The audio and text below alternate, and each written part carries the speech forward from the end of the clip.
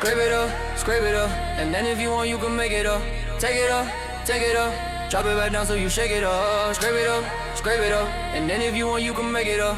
Take it up, drop it back down so you shake it up. I'm always first, that's crazy. My future never been hazy. I'm gonna pop it till I drop, cause I ain't dropping Miss Daisy. I'm always first, that's crazy. My future never been hazy. I got a boast, I move like a ghost. Give them that Patrick Swayze's. All of them lost, they knew the cost. I chase them down, I'm the boss. Up in the circle, hitting that purple. If that don't work, maybe a perk. Well, Madison High, that is the spot where I get paid every raise. Sign on my checks with a big X, then get up out of my space. I'm always first, that's crazy. My future never been hazy. All of my shit, always legit, it's just what my mama gave me. I'm always first, that's crazy. My future never been hazy. Call it a win, once I begin, I'ma do it for my baby.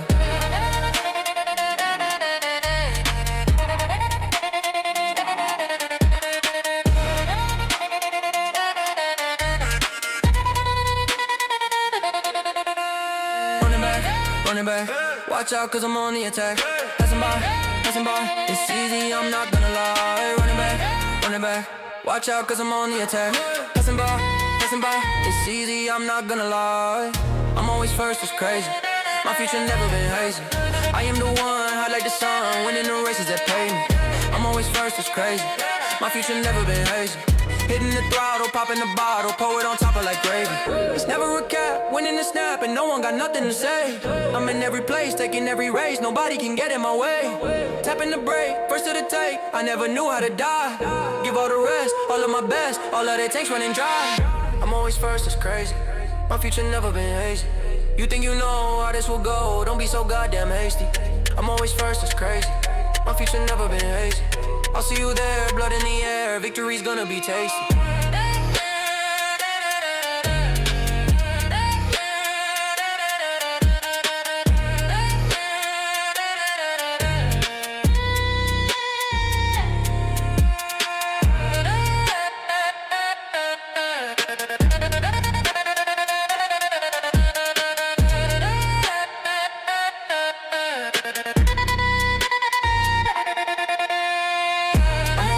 Crazy.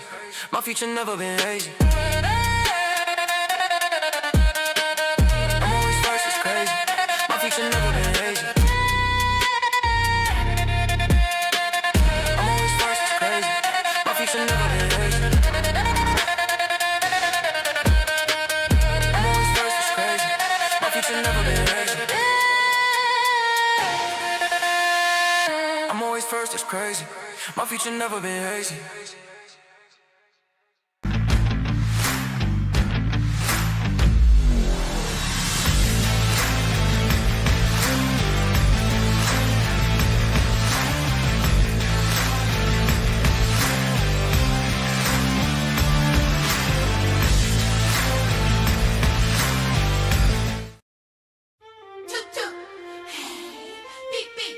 Ladies and gentlemen, ready for countdown.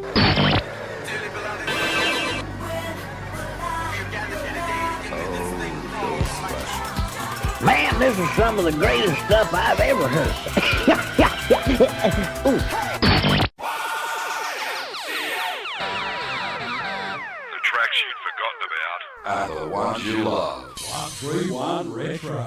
These go to 11. Need reliable electrical solutions you can count on? The UES group of companies has got you covered. From electrical installations and repairs through to all your compliance and tagging requirements, United Electrical and United Essential Solutions are here to help. Whether it's commercial electrical projects or home renovations, United Electrical can help make it happen. Need to secure your investment with an automatic gate? We can be there from the start of manufacturing right through to the final installation. We even offer excavation services to reduce the need to employ multiple trades. Need to get your electrical equipment tagged to meet compliance? Our United Essential Solutions team are here to help. Appliance tagging, emergency lighting, switchboard inspections, building compliance. Look no further than United Essential. UES Group is 100% Australian owned and operated. We pride ourselves on our customer service and commitment. Visit uests.com.au or call 1-300-122-598 to learn more. Or find us on Facebook and Instagram.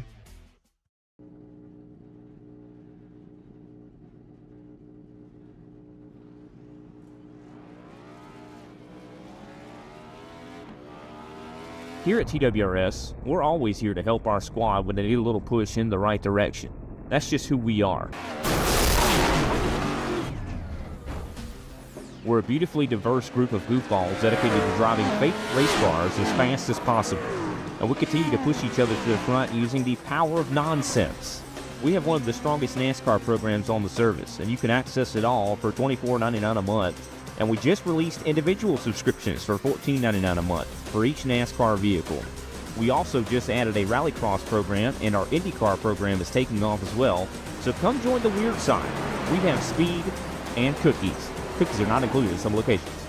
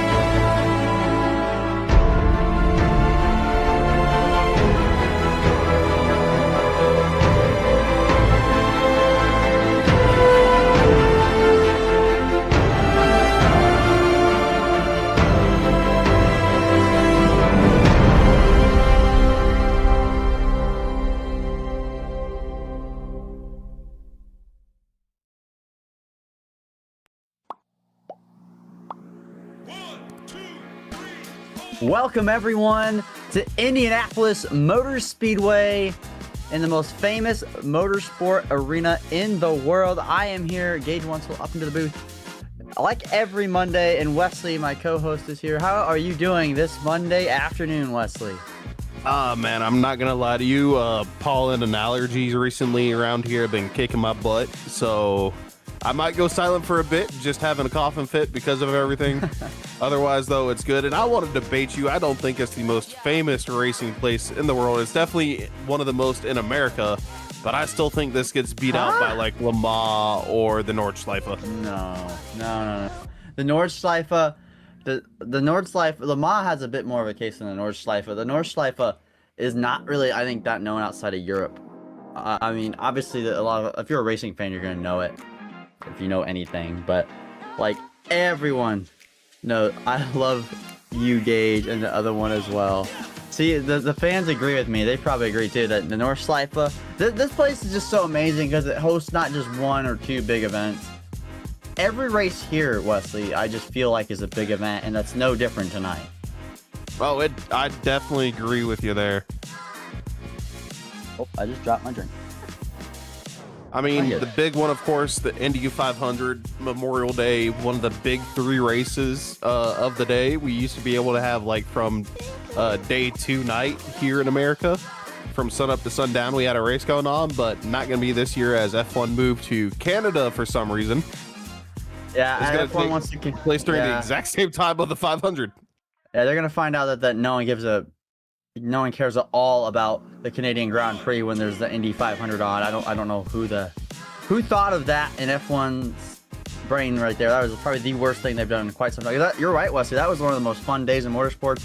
I've been to the Indy 500 the last like 4 years. We're not going this year, but it's such an amazing racetrack, especially for the Indy cars. But we're gonna see these truckers tonight, and that's something we see in real life. I don't think they've raced. I don't even know the last time they raced here in real life. Wesley, are you aware? Oh wow, I don't. It's been a very long time. They raced at IRP in real life. But let's take a look at the standings. And I mean, well, Blair Holloman's showing everyone like Alex Blow does in the IndyCar circuit. He has jumped out to basically a 100-point lead over Drew Prohl. He's going to pass Michael Tucker here soon. probably this race, to be honest. So well, I think Blair Holloman, I don't think you want to count your chickens till they're hatched, but I feel like it's pretty locked up. Yeah, we still got a couple of races. I'm not exactly sure on the number, and I don't want to speak some cursed numbers into existence. I believe 6, but I could be wrong. 6 including tonight. 6 after tonight. Oh, 6 after tonight. Well, 6 after tonight is what we will have. So it's still within possibility. Now, like you said, almost 100 points over Prohl, who's technically second. Neither of them still around Tucker. I wouldn't count anybody out just yet within this top 10. Yeah, I mean, for the title, I would say it's really the top 7 guys. I mean, well, Mullins doesn't race anymore, so top 8. Yeah, I don't see Dow being able to catch that. I mean, that's still a lot of points. It's like 180 points. But, you know, like you said, I mean, just a few bad weeks and those points can go crazy. He might miss a race, obviously. Life does happen, and there's 6 races that can be made up. So, not over with by any means. But anyway, I think, Wesley, I think what we need to do before we get to the nitty-gritty, the keys to tonight's race here. Oh my gosh, as I'm burping. Oh my gosh. They brake discipline into turn 1. And you wouldn't really think there's a lot of braking here, but in the truck, to get that car rotated, you don't want to burn up the tires. You kind of have to brake. It's not a lot of braking, especially if you have a really good truck. You probably won't brake much at all. But it's going to be something, as chat saying what's up. Nice to see you up here. And Wesley, what's our second one that you got up for us? Oh, prioritize corner exit. These are some long straightaways, 4 90-degree turns on each corner. But then the front and back stretch, they are very long. So you want to get good runs out of 2 and 4. Don't worry about your entry so much. And you also got to know your overtakes. It typically happens about halfway to 3/4 down the backstretch. It's not into the actual turns of 1 and 3. Yeah, making a pass into the corner is the wrong way to pass. And for probably the biggest key to the race tonight, strategy and track position. I'm going to talk about it all night as long with you, Wesley. Track position is key, and the way you get there is strategy, as everyone's saying, hey, Gage tonight in the chat, Wesley. But this is going to be what we're talking about. Strategy is king here, and you got to execute that. Before we get to the race and before we get to the grid and the national anthem, we have to pick our drivers real quick, Wesley. And tonight, I'm going to pick the man who's won at the 2 miles ovals this year already. Heath Snyder is my pick. I'm going with the 32 of Blair Holloman. He's been on fire as of late. He's also your 2B points leader, possibly after tonight, with that large gap over Prohl. And Kobe, who do you have? Okay, so this week I've gone with the Doctor. Who's the Doctor, you may ask? Well, that's none other than Dakota Ramsell. Why am I calling him the Doctor, you might even ask? Well, you put D and R together, his initials, and you get DR, which is short for what? The Doctor. So I've gone ahead and I've nicknamed him the Doctor, and here's my pick for tonight. Over to you, boys. Well, hopefully for him and Dakota Ramsell and all our picks, they have good runs tonight, but we're going to take it off to the national anthem before we get to the racing grid. Take it away, our national anthem. Oh, say, can you see by the dawn's early light what so proudly we hailed at the twilight's last gleaming, whose broad stripes and bright stars through the perilous fight o'er the ramparts we watched were so gallantly streaming, and the rockets' red glare, the bombs bursting in air, gave proof through the night that our flag was still there. Oh, say does that star-spangled banner yet wave o'er the land of the free?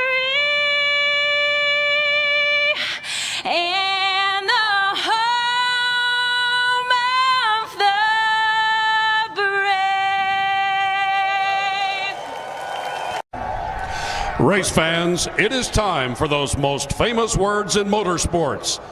Drivers, start your engines! And welcome back, everyone, to after our national anthem. And we are going to get to the starting grid for tonight's race at Indianapolis Motor Speedway. And starting on pole, Lilith Peters sets the quick time with a 52.001. Blair Holloman not far off, only 4/1000ths off. My phone goes off in the background. He'll start in second. Garrett Johnson in third. Dakota Ramsell, the doctor, will start in fourth, as Kobe's nicknamed him. Row 3, Kyle Westwood and Sean Signor. Heath Snyder will start 7th. Drew Prohl in 8th. Back in row number 5, Jordan Sailors. James Staples rounding out the top 10. 11th will be Daniel Dow. Michael Madden in 12th. 13th will be Dave Fuge Jr. Garrett Streets will start 14th. 15th, Colton Gardner, top 10 in points. Tyler Rouse in 16th. Christopher Fuge will start 17th. Tommy Lark in the 04 and 18th. And rounding out your top 20 tonight, Jacob Barker and Jared Hayes. Starting 21st, we're going to have Joseph DuPont, 21st Joseph DuPont. I got confused because JP Jones in the 21, he's starting 22nd. 23rd, we're going to have Noah Walters. 24th, the other of the Fuges, Connor, is starting right there in the 19. And then rounding out the field in the number 99, and we're going to have Andrew Nagy. So 25 trucks tonight, Wesley. I believe 70 laps, if I remember correctly. So, I mean, not too much time really here at this racetrack if it goes clean and green, which we hope it does. Laps-wise, it doesn't seem long. Yeah, I mean, this track, I guess they're not as quick as the Cup cars and other cars here. Indy cars, they go pretty quick around here, so... Whether these are not the Indy cars or the Cup cars, they're a little bit slower. They don't have as much horsepower. They have a lot of grip. We're still going to see with all that grip, Wesley, these trucks slipping and sliding tonight. Yeah, just a little bit. Luckily, I have a group of guys that I go and I race with on other days, and I practice with them whenever I can as well.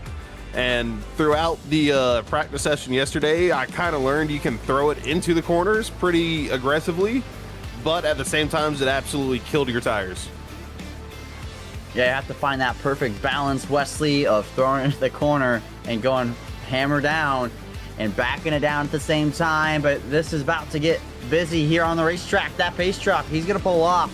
And here at the most famous racetrack in the world at Indianapolis Motor Speedway, in the heart of America, SSRL action in the Appalachian Chillbilly Truck Series is about to start. Pace truck's going to take a hard left down pit road. Peters and Holloman on the front row. And the flag man has the green flag in hand. He is waiting to drop the green flag. And we are green here at Indy. And Gage, I know you've seen it plenty of times with the IndyCar series, and we've even seen it here with the Cup guys. I'm a little bit excited for some serpentine down these long straights. Whoa! Sean Signor sideways. I think that's Sean back there. I think that is, yep. Losing spots big time, 3 wide. Prohl, Sailors, Daniel Dow. As there's a battle up front for the race lead. Holloman to the outside of Peters. Sorry there, Wesley. That got crazy. That's always crazy. Turn 1, and Lark, he is really slow going through 2 right now. Troubles for Tommy Lark. Blair Holloman, no trouble. He'll take the race lead on lap number 1 from Lilith Peters. The 01 dropping back. Here's Dakota Ramsell, the doctor, trying to use some surgery to make his way through the field. I butchered that analogy. He's going to give a shove to the 01 of Peters. That Mario Party Ultimate Machine. It's a great shove into 1 as well. Peters is going to almost get right to the rear of Holloman. She's going to need to be close off a 2. Oh, contact to the wall. That 32 looks hooked up early in the run. He's always someone who likes to get going early. He's going to snake down the back straightaway really early to start snaking, but with the draft being how it is here, you really just don't want to give any time to the guys behind you, or the gals. No, and we kind of seen the same thing whenever we're going to see the same thing at Pocono, actually, especially with the front stretch. That track's wide enough. You could fit almost 7 of these trucks side by side from wall to wall, but it's going to be a lot of snaking just to try to break the draft. And at points, it's better for you to just tuck up behind and stay right up against the wall instead of trying to go look for it. Like right there, Dakota Ramsdell, he doesn't do that at all, and I think he gained time with the 01 of Peters. I think Dakota is a little better than the 01 right now. The Peters looks a little tight mid-corner. Johnson under fire from my pick to win. Car in the wall back there hard in the top 10. I don't know who it was. It was a red truck. He lost a lot of momentum.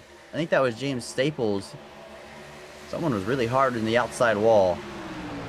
Garrett Johnson, though, under threat, though, from Heath Snyder. He will hold off that threat as Ramsdell battling for P2, and he won't battle anymore. He takes it into turn 3. I think it's better of Peters. I agree with you. She seems a little bit tight with her truck right now, so it's better to let Ramsdell through, go hunt down that 32, and he's very disciplined. He stayed right up against the wall on corner exit, not trying to break the draft. And I agree. It's getting him a little bit of time, around half a tenth or so every straight. I mean, you're also just, you're scrubbing speed off doing that, that weaving. It does scrub a little bit of speed off. Not a lot, right? It doesn't scrub a lot off, but it's enough, right? I think that might have been Sean Signor. He has dropped, he's down in 10th place now. He's down a few spots from the start of the race, but Sean going backwards a little bit early, trying to get his way back up to the front. Dakota's going to get a big shove from the 01 of Peters. And sometimes, Wesley, it's just a bit more simple. You kind of make mistakes sometimes if you do a lot of the weaving. It's just a lot more better to be in your rhythm, especially only on lap 4. Either way, Dakota Ramsdell, the doctor, trying to get up to the race lead down that beautiful, I love that target throwback scheme to Juan Pablo, or just the Chip Ganassi days. Love that target car, and it looks great on that truck. Good looking paint scheme. I saw that thing drop. I think that's E-Racing Design, right? Who makes that? If that's wrong, I'm sorry. Yes. E-Racing Designs. Yes, I saw their Instagram post. It is a beautiful looking truck, and it's looking really good right now out front with Blair Holloman in the lead here at Indy.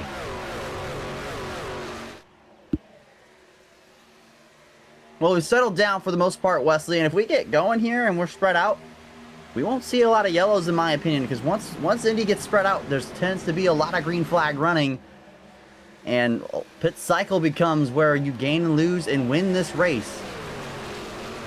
Yeah, pit cycle, once everything's spread out, is really where time is made up, time is lost. Also where there's a caution possibility, because the entry to pit road, I mean, it's right on the exit of 4. You got to keep real low and real slow to where somebody, they're not pitting, they might run over you, and next thing you know, you're nose first in the road course. And it's a very inviting pit road. It's probably, I think, the easiest pit road to get on. It's straight, there's nothing to it, but it's also the hardest because you make that mistake. It's so inviting, and you try to get everything you can, and like you said, it's a very fast racetrack. You check up a little bit, and you're going to be facing that road course. So you got to make sure you call it out on the radio, but you also don't want to, because you don't want to give up everyone else your strategy. Blair Holloman, he don't care. He's out front by 0.5 of a second, the biggest lead we've seen tonight so far. And you won't really see that break, really, to be honest. Sorry, Wesley, but like with the draft, he's probably not going to pull much further unless that truck just really gets good on the long run. It's definitely something, and I want to talk about IndyCar because it's probably the most famous series to race here. They race on this track twice, different configurations, of course, but you don't see the gaps get out to anything. I think the biggest I've seen between the leader and second place was maybe a second, and that was during a pit cycle. I mean, what really makes a good car at Indy, an Indy car, is a car that can weave through traffic. And that's hard to pass. It is really hard to pass. It's hard to pass in iRacing and IndyCar. I couldn't imagine driving that thing in real life. I would die. It is, without a doubt, one of the funnest, coolest races to go to and watch in the world. And it's quite different than these truckers are here tonight in SSRL, as we see a battle back here with James Staples and Colton Gardner. Battle for the 14th position. You're right, Wesley. Like, this place is just so amazing with IndyCar. And they're just so fun to watch here. I don't know what it is. Like, this place is just built for them. As Peter's under fire. Garrett Johnson got tired of waiting around. He'll get fired. Heath Snyder and Kyle Westwood as well. Yeah, a whole lot of people lined up. The 01 is definitely a little bit on a struggle bus right now. we thought she was tight. It might be something different. She might be loose and Westwood that we can't see. Thought Westwood was going to get up into the left rear quarter panel there. He kind of had to lift big time. Let's take a look inside the cockpit with Lilith Peters. Kind of off into turn number 1. You see how it's a very narrow straightaway, Wesley. It doesn't look like that on TV, but it's really narrow. And with how the wall is, that's why we see big wrecks on the front stretch a lot. And look at this truck. She sails it off in there. She's sending it a lot deeper into the corner. I think that's making her push up a lot. Little loose right there. Gonna watch it off too here. She might be loose now. And I think that comes from tire wear. Like you said, she sends it off way deep into 1. It might be the same into 3. When I was running laps last night, I noticed 1 and 3, they're not exactly the same. They kind of drive a little bit differently.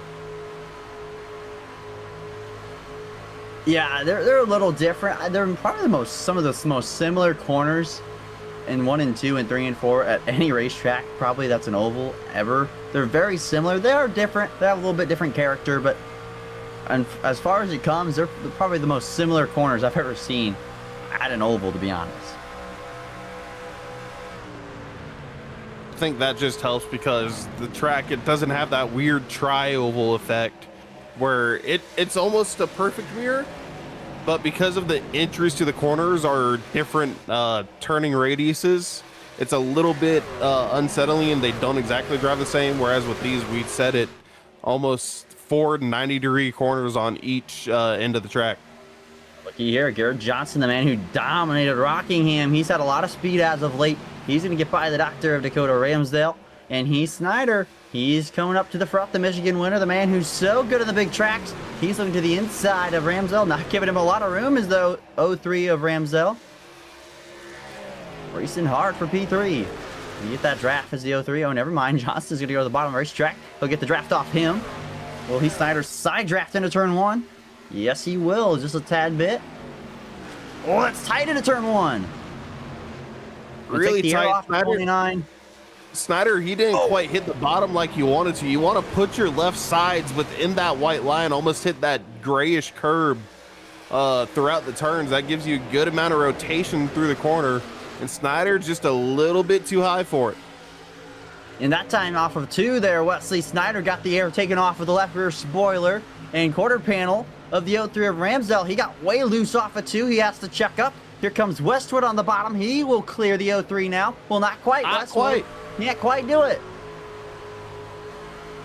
Great corner. He's gonna hold that 92 really tight right there. About to see an Austin Hill Jesse Love incident here at Indy that we saw in Kansas in real life O'Reilly. Here comes Drew Prohl. He'll look to the bottom of the racetrack. Ramsdale getting a great push by the teammate of Peters as well. Allowed him to get back clear of the 92 of Westwood. Hold on. Oh, puts her in the wall. Several cars in the wall. They're racking Michael Madden around. Madden into the outside fence. Do we see the caution flag? Yes, we do. First time tonight, lap 12. That all happened with the 01 and the 92 making contact into the corner, sent the 01 up the racetrack. Everyone else behind her just kind of followed her, it looked like, into the wall. And Michael Madden, yeah, watch, everyone just kind of follows. Michael Madden, though, had a car to his inside. I think that's Sean Signor. I think it was. Unfortunate for him. I don't know if he had damage or not. Doesn't look like it if he did. Not major. Michael Madden has a good amount. I just watched it in the 92. He about did that the last 2 laps. Michael Madden running in the top 10. Michael's had a lot of pace this year, but not a lot of luck. Yeah, it's kind of what we've seen with Snyder. Remember early on in the season, Snyder, he was always in the top 5, top 10, fighting for the top 5. And then he would just get wrecked out, involved in incidents that wasn't his fault, and fell back. He's been great rebounding throughout the season now. One of the ones fighting for the championship. Yeah, if Pete Snyder didn't have such bad luck early in the year, he might be right up there with Blair Holloman in terms of the point standings. Now, Wesley, I can't quite remember what is the fuel load for these truckers tonight. I think it was 30 laps. My memory is not good. Thank you. Thank you, Kobe. 38 to 40. Wow, that's a lot. I was about to say 38 to 40. When I was running practice, it looked more around 45 is the absolute limit you can go to. So that's insane. A one-stop race all around. Yeah, but not for tires, especially when you have 5 sets. So we have 4 in the pits tonight. I think everyone's going to pit right here. Unless someone tries to play some games deeper in the field. And if you're the 15's day is done, unfortunately for Michael Madden. If you are deeper in the field, Gage, I believe it might be worth the gamble as Holloman, is he going to jump in? Everyone's jumping in. Committed. Yeah, you could take 2 tires if you're at the back and you want to gain some track position, but like, I don't know. It just seems like a little early for that. I mean, 13 laps in the trucks, Wesley, here is a lot. These tires wear so much, and that's just a lot of lap time. I don't think you'd like wreck, or you're definitely not going to go a lap down, but you're going to fall through the order quickly. Unless like 4 or 5 trucks stayed out with you. Or took 2 tires with you. We're about to find out, though. Peters pulls into her box. Blair Holloman right behind her, the man who was leading the race. There's Staples. I think he took 2 tires. Johnston took 2 tires. Oh, a lot of guys. Wow. Okay. Well, that 32 and the 01 are still down pit road. Maybe a little bit of damage, or maybe a speeding penalty. Right. I mean, there could be some damage for the 01, but Blair Holloman, I think the 66 had to take 2 tires, didn't he? No, I think he took 4. The first one the 24 definitely did. The first one that might have took 2 was the 24. The only other one that might have taken 2 was the 5 of Jacob Barker. Wow. Yeah, 8 seconds. Everybody else seems like 4. I'm just confused on why Holloman's on pit road still. No penalties, I think. Yeah, we're wondering that too. Chat's wondering what happened to Blair. We're wondering what happened to Blair. He's still on pit road. It looks like that truck's on the left side's jacked up still for some reason. Maybe a glitch in iRacing? Some network Possibly, issues? I'm not 100% sure. He's about to go a lap down. Oh, there he goes. There he goes.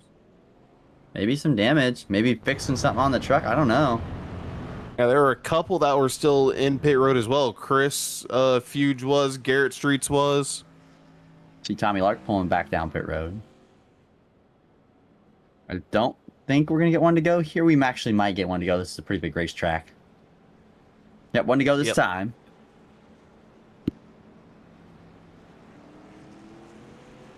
So Johnston will take the race lead now. First time he'll lead laps tonight. Actually, first time Blair Holloman has not led a lap tonight. He took the lead from Peters on lap 1, and he's starting to grow over a second lead before this caution flag flew. Holloman's going to have his work cut out for him, though. He's starting 22nd on the restart. He'll get ahead of Tommy Lark, who just pulled it to pit road to fix some damage, so he'll be 21st. It's hard to pass here, Wesley. It's really hard.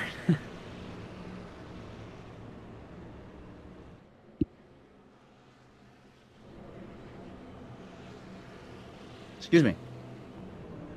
How to use the restroom?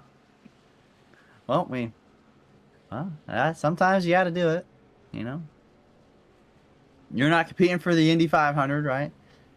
So, just stop it on pit road. So that was a well-timed caution for Blair Holloman as he had a bathroom emergency. Also, I'm completely sorry, gentlemen. I didn't realize I was muted. You're perfectly fine, Wesley. But Gage, I agree with you. He's got a lot of work cut out for him. You talked about with IndyCar, typically the best cars told by how well you can get through traffic. Well, time to see how the 32 gets through it. Oh, we're about to find out, because it's going to be a fun time watching him drive back through the field. That's probably the best truck of the night. He was starting to pull on everyone once we got even deeper in the run. He had a great short run truck, but it's going to be even better on the long run. Streets catching up to the field. Last car on the racetrack. 24 truckers remain. And it's all shaken up at the front of the field. Johnson Staples will be the front row for the restart. 2 tires in that 24. Trying to get some track position.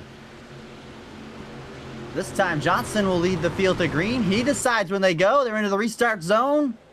Green flag back out in the air. And some wheel spin, it seems like, from the 24 of Staples. Staples needs to get to the bottom of the racetrack as quick as possible. Cannot bleed too many spots. Wentzel will get to the inside. He'll lose third, no doubt. Can he get right behind him in front of Prohl? Can't do it. He might be able to actually get a good run off of 2. Get the draft off of 2 and maybe figure a way down to the bottom of the racetrack after that. But no, he's going to get a big shove, though, from that Kyle Westwood machine behind. But Prohl side drafting him into the corner. Big sail off into the corner goes Staples. A little too high. You have to check up big time. 2 tires, sometimes tight, sometimes really loose with the truck. It looks really tight right now. 3 wide looking right there. Signor trying to clear Staples as well. He will clear Staples. Sailors trying to follow him through. They snake down the front straightaway. I think Sailors might get him here off of 2. Ooh, that was tight on exit. Sailors kind of pushed the 24 up the track a little bit. Both able to keep it out of the wall. That was a wreck that didn't happen. Sailors cut a big old break from Staples, who probably is not happy in that race car right now. Staples will finally get to the bottom of the racetrack. Outside the top 10, though, so it really didn't work out for him. Dave, actually, he's in 9th, actually. Never mind, I'm wrong. I think he was running 11th or 12th, so he's still ahead of where he's running. Lily had damage. She's riding in the back, saving a set. Well, she did. Yeah, I figured she did hit the wall pretty hard with that contact with Kyle Westwood into turn 1. About saw another wreck into turn 1. That's a trouble spot, Wesley. I think that's the hardest corner on the racetrack right here. Is this one right here?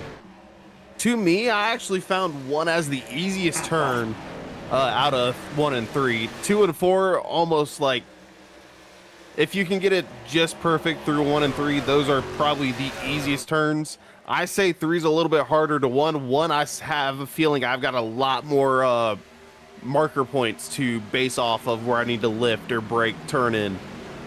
I like less marker points. It just makes the feel driving more. When there's too many marker points, I get all confused and I second guess myself. Oh my god, that just likes the feel of things. Less marker points, the better, unless we're on a road course. As we're starting to see who has the good trucks right now. Because look at that top 3. They are putting a 1.5 second gap back there to Drew Prohl and Sean Signor. I am butchering his name tonight. I'm sorry, Sean. Jordan Sailor's in 6th right behind him. Close your eyes at 3. 1 takes care of itself. Oh, okay. I mean, yeah. I might try that next time I race an IndyCar here. Might give it a shot, Wesley. Go for it. Side by side. Westwood and Dow back there for 7th. Kyle Westwood has a good truck. We know he's better pretty decent on the long run. He'll get by Daniel Dow. Dave Fuge Jr. up inside the top 10. That 22 truck. Whoa, Sailors to the inside of Signor. Ooh, Signor's got hold on to it, Sean. Big time. Not sure if there was contact or he just got a little loose with the arrow getting taken off of him. I want to tell you something right now, Kobe. Look, once it scrolls past, look who's just outside the top 10 and 11th. Or not Kobe, but Gage. Wow. He's already driven up to 11th. That's wild. I'm over here dying. I'm sorry, Wesley. As Signor gets back by the 88. The 88 had that big bobble in the middle of the corner. And the 55 takes right back to the inside. Makes that pass right back up inside the top 5. Prohl, while all that's happening, is pulled away from these two. They weren't that far behind the 80 truck. Just a lap ago off 4.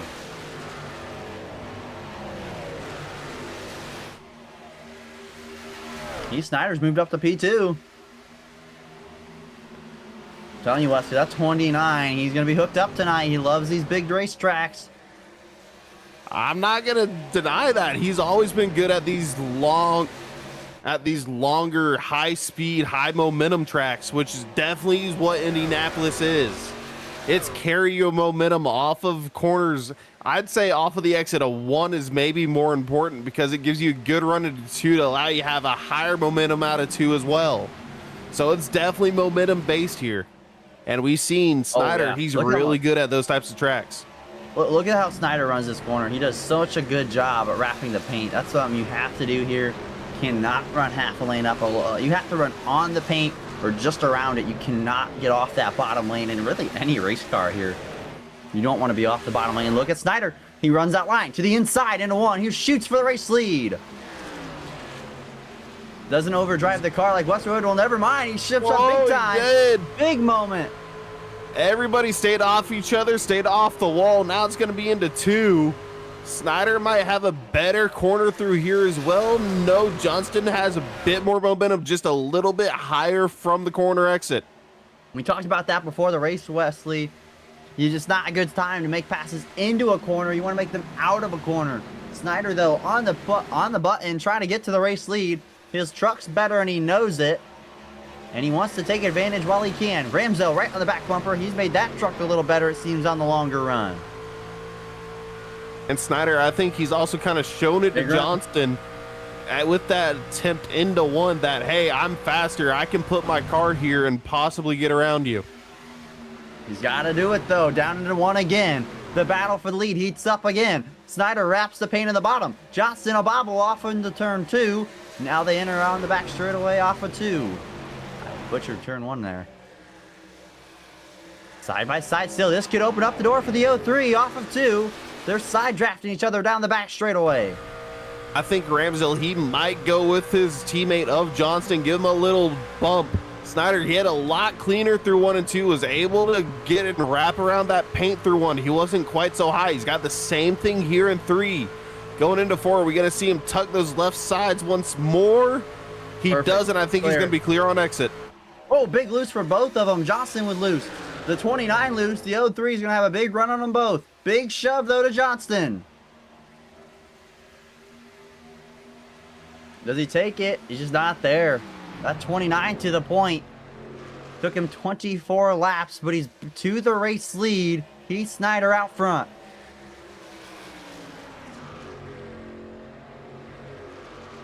Snyder now has Johnston in second, Wentzel in third. He'll break the draft down the back straightaway. Prohl in fourth, Signor in fifth. Then back there in sixth, Westwood. Sailors in seventh, Dow in eighth, DuPont in ninth, and Blair Holloman has charged back inside the top 10. That 32 truck is on rails. It definitely is, and he's actually setting lap times comparable to the leaders whenever they're not battling either truck. At points, he's even close to a 10th faster. I mean, that is with some drafting help, but that's also in traffic with some dirty air, so that's really impressive from Blair Holloman. But he is 5.5 seconds off the lead, so he's got some work to do, and he's got some trucks to pass. As Dave got on the wall pretty good there off of 4. Hopefully the truck's okay. Give up a spot to Andrew Nagy, as we're going to see right here, this draft, so important. Now Johnson, it looks like he has the better truck. Something that's so interesting here, Wesley, is sometimes your truck handles worse in clean air. Here, it turns too good, or it plows more. It's so weird. In the draft, you just get such big runs here in the trucks. Yeah, typically, whenever you're in dirty air, you complain about being tight. So whenever you get into free air, you're really loose compared to what you just were. And it's just... Sorry, it can take about a lap or so to adjust, but once you do, kind of maybe see what your truck is going to need if you're going to maintain that position. Let's ignore him. Make him up inside the 4th position. Pearl back 2 spots as Westwood climbs up another one. 55 looking good right now. 2 seconds adrift from the race leaders.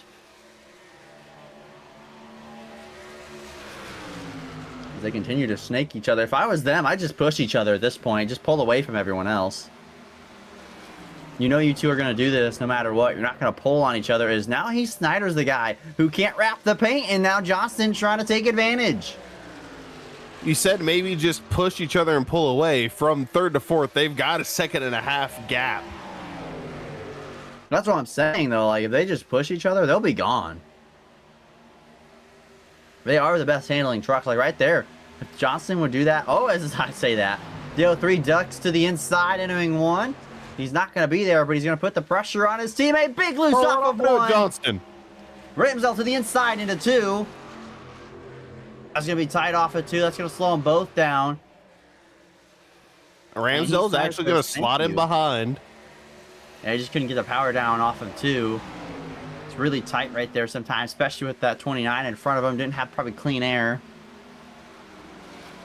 He was able to wrap that paint more. All these guys now, who I was just praising for wrapping the paint, and now the Snyder's not wrapping the paint after he takes the lead. Wrapping the paint, like, stay there. Ramsdell off of two, or excuse me, four. Trying to get a big run on the 66. Signor has gained a 10th from last time we've seen him. Westwood up his bumper. Prohl, Sailors hanging with them. Then a big gap. Still 5 seconds to Blair Holloman to the race leaders, but he's up to 8th. He's up to 8th, and he's leading. Whoa, big amount of sideways from the 03 of the Doctor. They're off of one. Gonna keep it underneath them, but going back to what you said, Blair, he's up to 8th, still 5 seconds behind. Well, he's leading that little bit of a pack right there. We've kind of got ourselves a 3-car split.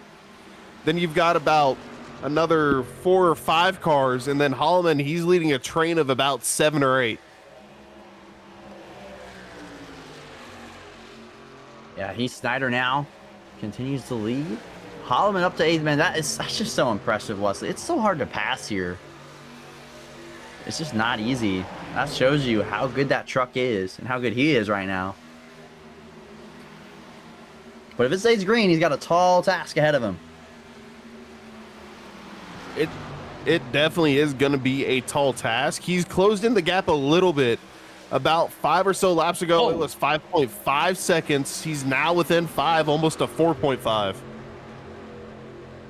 Yeah, he gains a lot in corner entry, but he's losing off the exit, which is what you really don't want to do. You want to do the opposite. You definitely do. I think, though, if someone is able to come and run down these 3 trucks, it would definitely be that 32. Look at Snyder. He just misses Snyder the bottom way up the track. Johnson to the inside in turn number 4. He'll have his teammate right behind him in the 03. Well, he might, as he goes with T. Snyder instead. I think Johnston, he had a little bit of a wiggle there mid-turn. Whoa, real tight for Ramsdell to squeeze in there. And look at Sean Signor. He's back there under a second now from the race leaders. These guys have fallen off, fighting amongst themselves. The 50. Oh, big contact into the outside wall of the 03. He loses a lot of momentum. Man, these trucks are sideways. Oh, big wiggle again off of 2. Gage, I don't think these guys are trying to be conservative. Yeah, no, they're not. They're not listening to me. We still got a long ways to go. We got 40 more laps, guys. We're not even halfway. Sean is, though. I mean, he's done a great job. He's saved those tires, and he is coming like a freight train right now. He might be the fastest car on the racetrack at the moment. But the 03 and the 66, they're not done. Actually, well, they're going to push each other right now. But will the 03 dart to the bottom of the racetrack entering 1? He's done that a few times. He'll do it again. He'll pull left right before the entrance of the corner. 66 going to run that middle lane, but the 03 actually, look at him walking the dog off in the corner. Thing is sideways. It is, and he's also not able to stick around the white line as he's real slow on exit. Here comes the 55 of Sean Signor to the inside. Man, Sean is doing everything right now. He'll get to the inside. He saved the tires. He's not gotten off the bottom lane like a good boy. He's not supposed to do that. Sails off into the corner. He'll clear him, but Ramsdell's going to cross him over. Yeah, he missed the bottom there just a little bit, and he kind of tracked him up the track. Allowed the 03 to get back to the bottom with a little bit of a switchback, and again, Ramsdell loose on exit. Thought he might have a little draft, but Ramsdell's going to give a big side draft down the front straightaway. Down into 1. Ramsdell throws the car in there, just can't quite hang on. Yeah, the 03 is so loose, almost gets into the left rear. Sean Signor was inches away from being turned in front of Drew Kroll. He'll keep it clean, though, and up into the podium. Here comes Kroll. Speak of the devil. Kroll, he's the next car Indy champion in the points, at least, behind the 32 of not Westwood, but Holloman. So if he's able to get further up through this field and Holloman ends up staying in 8th where he is right now, it's going to be a decent amount of points gained. Whoa. Yeah. You know what? I'm going to stop talking about people as soon as I do, they get loose. Well, Sean's not done that. He just missed the bottom that one time, past the 03. He's done a good job. You know, he's held up pretty well. He's starting to track that, and I'd say that he missed the bottom a little bit there. Can't. See, we just can't talk about people, Wesley. They get all nervous. Oh, it's Drew Kroll. He's right. That 03 is struggling. Oh, caution out. Caution, wow. It's in the fuel window to go to the end. Let's see. Look sure who at the 24. So James Staples, remember, took 2 tires. He is down pit road. Maybe spinning on, getting onto pit road. We were in the fuel window. Yep. Exactly. Yeah, I think I called it pretty good. That's unfortunate. Caution. And you also mentioned, yep. You mentioned it pre-race as well. I want to say, Gage, that pit lane, it's just so inviting to. It's right there on exit. Just too much speed. Too much speed. He's got to lock it down to make pit lane speed and swerves back onto track and stops, bringing out the caution. Yeah, we're not going to get green flag stops tonight, sadly.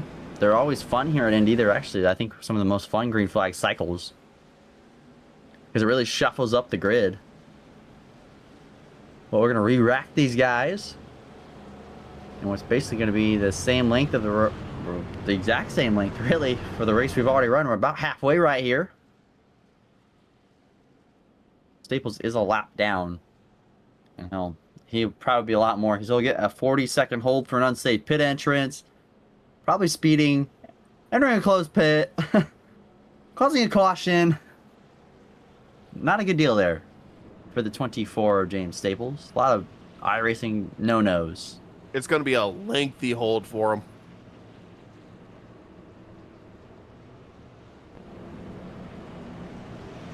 Yeah, it's unfortunate, though, for the 24. Played the strategy. I think that's a good call, coming in early after the 2 tires. I like that call. Was, and he was right. It's right there at the beginning, or I wouldn't even say at the beginning. It's towards the, like, split the race in half. It's a perfect strategy if you only wanted to stop once. So I didn't blame him. It was a good call, but just that pit lane entry, it's so inviting. You got to be really careful, attack it, but just a little slip up. And this is going to be where everyone's cruise, though, Wesley. Can't be like James Staples was on the pit road. They got to be perfect. No penalties. Do not speed. Don't slide that box. This is the money stop. Remember, the brakes don't work very well here. It's a big racetrack, so the brakes aren't as good as they are at other racetracks. Don't slide those. Don't slide the box. That's the big thing. These boxes are really slippery here. Everybody nice and easy.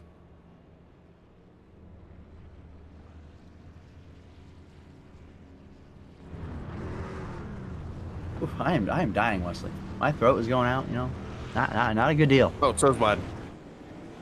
Well, it is not a good deal, as Heath Snyder's barely going to end the race off pit road. Where is Sean Signor? Big bad stop for the 55.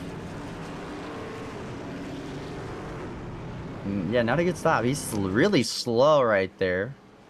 He might just be playing mind games with us, Wesley. I'm not entirely sure what happened to him. I was speeding. Oh, he was speeding. There you go. Wesley's, there you go. Sean sped on pit road. Sorry, well, that's unfortunate. That's perfectly fine. So there you go. You got an inside look at Sean speeding on pit road. Well, I'm not really sick. I think, you know, I get so excited sometimes, and then I'm a little too loud, and then my voice starts to crack, and then You know, Wesley, once you get it to that point where your voice is strained, it just don't go away. It Just don't doesn't feel go all that away, great. and it doesn't stop either, because if you try to be normal, it's going to still sound the same, so just carry on. Yeah. It's unfortunate. Makes me cough a lot, so that's why I'm muting.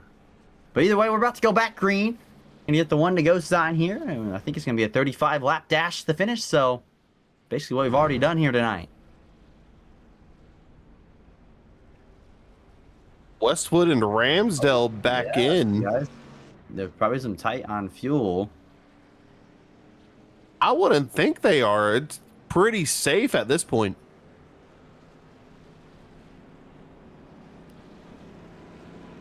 Yeah, I mean, unless we're wrong in our fuel calculations. And maybe they've switched it up a little bit. I mean, James did just pit before the yellow came out, and that was with, like, 10 laps. Like 10 laps into the run, the caution came out on lap 10, so maybe they don't have as much fuel as we're thinking here, Wesley. Very, very possible. I'd like to have a little bit of insurance in case of an overtime, maybe too. I don't mind that. Everybody's short. There you go, Sean's head. Everyone's short, so well. Now it's a fuel save game if you can do that. How short are you, Sean? I am, before my top off, I was about 2.5 gallons short. So we're about 5 laps short. The most I can go on a full tank is 31 laps. Oh, yeah, we're way off, Wesley. We're way off. We're way off. You're way off. That's probably a full tank of gas with 100% fuel load, if I had to guess. I think these guys run 70% fuel loads. 80 or 70. Something like that. Either way, they're not going to say 5 laps or 2 gallons of fuel. That's just not going to happen with a competitive pace. So we will have green flag stops here if we go green. That's a big if, though. But Heath Snyder going to be the race leader. Johnston to his outside. Prohl, Sailors. Obviously, the 55 tops off on gas. Make sure he has some insurance. Sped on pit road anyway, so might as well. And Pace truck is going to pull off to the left side. We are halfway done here at Brickyard. And Heath Snyder with the race lead. He'll lead him into the zone tonight for the first time. Green flag's going to be back up in the air here at Indy. Good launch from Snyder. The 66 spins the tires. Pro looking to the inside. That might be called a restart violation on the 29. He started moving up in front of Johnston before they got across the line. And the 66 just spun the tires so bad. I don't think that was anything terrible. If anything, it probably helped the 66. It gave him a little draft down the front straightaway. Cars into the wall a little bit off of 2 or perilously close. They're snaking down the back straightaway. Dow has Sailors looking to his inside. Prohl's clear to third. I don't have any word if there's a penalty called on him. Ooh, Sailors and Dow close in 3 and 4. They got to be really careful. Holloman. He's waiting in the wings, trying to drive his way back to the front of the field. Whoa, almost contact. They almost come together. The two in them. They do touch doors a little bit, side drafting down the front straightaway into 1. Whoa, Dow. They both slide up. Here comes Blair Holloman. He'll say, thank you very much. Don't pet him, Garrett Spun. Well, I apologize. As these truckers are going absolute chaos on the back straightaway, off of 2. Dow with a big run. He'll push Blair Holloman as Sailors just got by him. He's not probably too happy with Sailors. They were racing really hard for 4th. I think Blair's got that spot now. He's going to look forward. He's got the 80 of Prohl in front of him. That's kind of his rival right now as point sits. As Jacob Barker way to the outside through 3 and 4, going to keep it off the wall. But here comes Hayes in the 69. Jared Hayes putting the pressure on the 5 of Jacob Barker. Nagy right behind both of them. Peters just ahead. She's finally on even tires, trying to make her way back to the field and into the top 10. Well, she's already done that. Now she's trying to work her way up into the top 5. She's got Gardner next and Fuge. Dave Fuge, excuse me. One of the Fuges. One of the 3. Only 3. As you see, battle back there for third. Look who's coming back. Holloman to the inside of Prohl. Now he's got it. Got He the just move takes done into 3. But now he's got a long way to go. 1.7 seconds to the lead pair.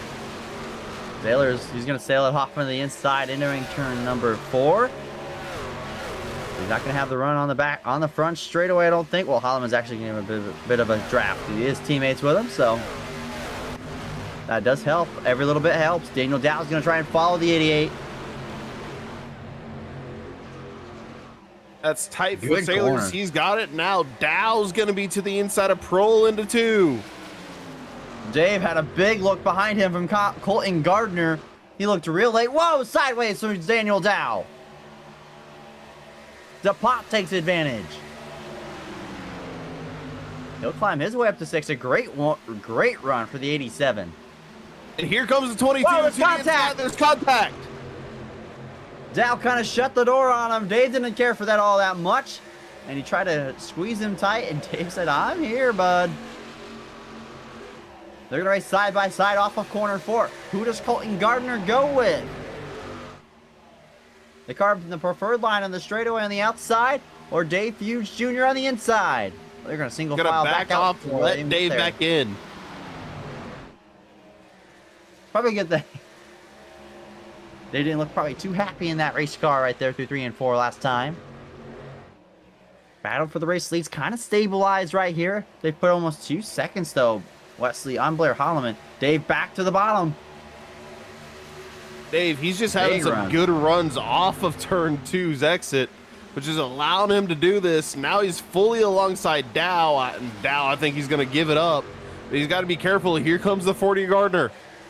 Great corner from Colton Gardner to stick the nose in where it really didn't have any business going. But Daniel Dow powers through on the outside. Peters is going to try to take advantage of the loss of momentum from the 40 car of Gardner. She'll pull to the inside, trying to side draft down the front straightaway before they get into turn 1. Well, she doesn't actually side draft at all. She's right on that apron, right before you hit the grass, really.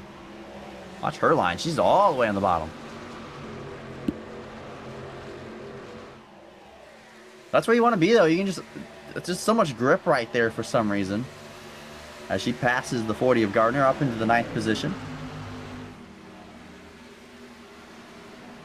See the 55 back there, already back inside the top 15. Made his way forward. Hayes and Nagy almost 3 wide. Ramsdale right behind those two. And just ahead of the 55 who we were just talking about.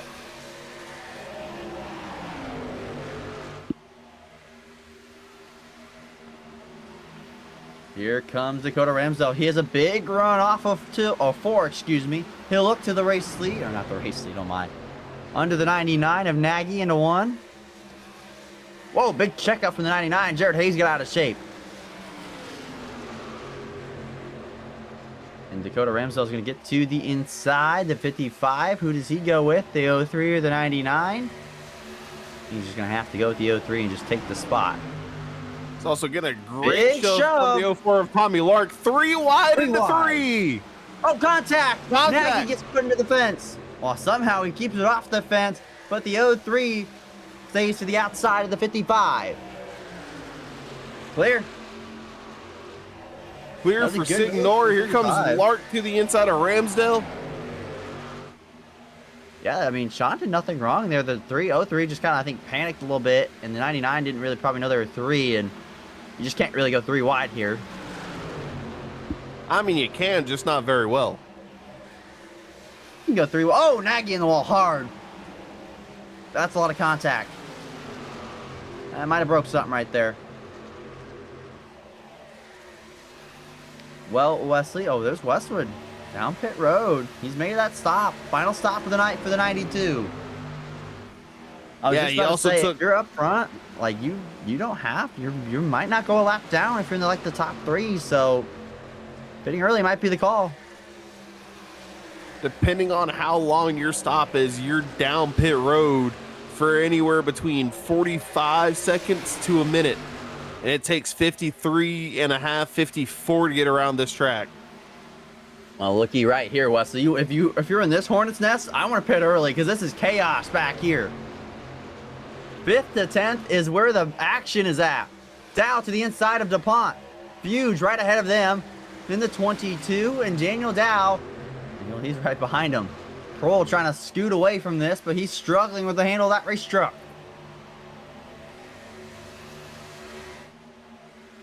As these two, this is what I'm talking about, Wesley. Just push each other. This is what I'm talking about. Let all these guys have whatever's going on back here. But you just enjoy a nice, comfortable. Oh, I say that. Spoke too soon, Gage. I spoke way too soon. I gave him too much credit. Dude, they're just gonna bring that 32 right into their mirrors. I get they both think they're faster. But I think both of them are better when they're in traffic. A little bit of contact to the wall going into the corner. No harm, no foul, though, really, for Snyder. He gave it to He's going to concede the position and into the wall again off of one. That was not planned. Get a good drive off, too, though.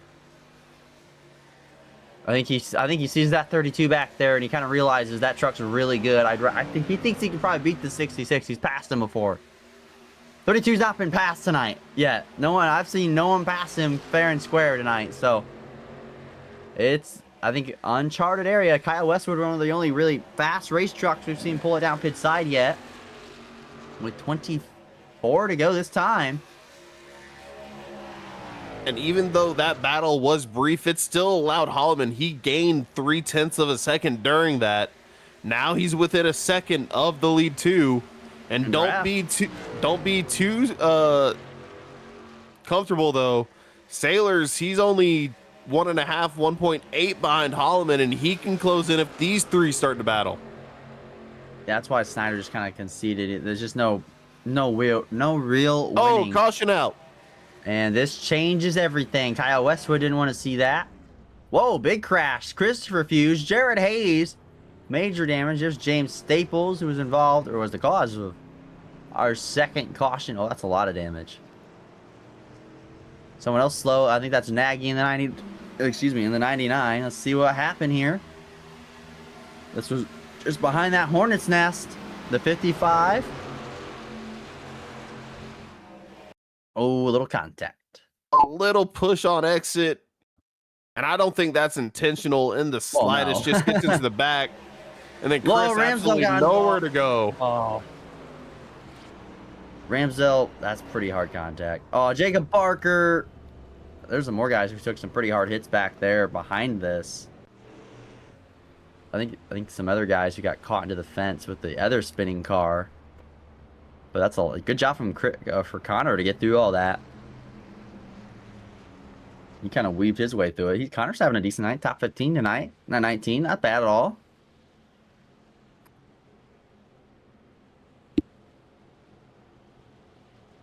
And with basically everyone behind him just got murdered. And with an aero-sensitive track like this, not too bad for himself. Noah Walters going to gain some spots as well. Jared Hayes, I think, will be done for the night. That's a lot of damage on that 69. That's a shame from Jared. Nothing he did wrong. Just got kind of bumper tagged. And probably the worst spot you can get hit, Wesley.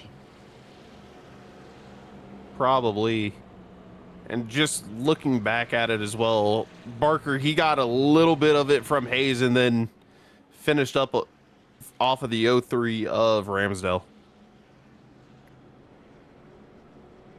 Yeah, just unfortunate there. I mean, a lot of good trucks tore up from a really innocent mistake, but that's how close everyone is here.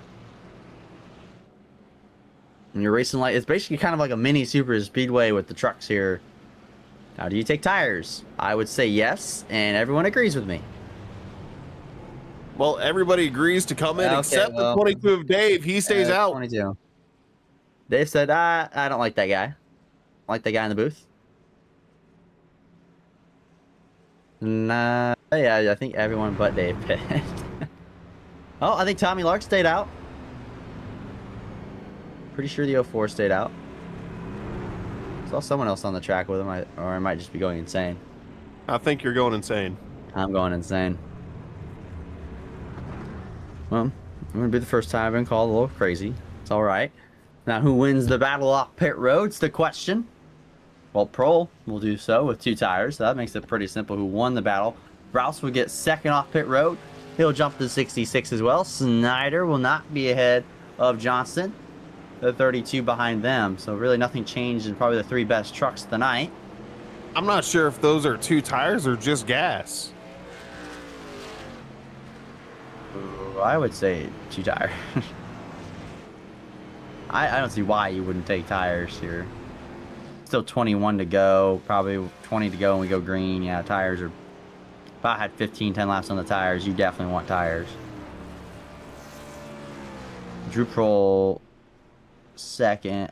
He's been playing with the... He's a guy who likes to play with the strategy a lot. So does Tyler Rouse. Dave just throwing a Hail Mary here. He's a good truck, though. I mean, he was running 6th before the caution came out. That's a good race truck. Yeah, he's been, once after coming back, he's been pretty good. He's been pretty consistent in the top 10 almost every single race. Yeah, showing a lot of speed. Gets caught up in a lot of other people's messes. Unfortunately for the 22. He tends to. Maybe tonight's the night where he can put it in victory lane, the most prestigious track in the world, even though Wesley doesn't tend to think it is.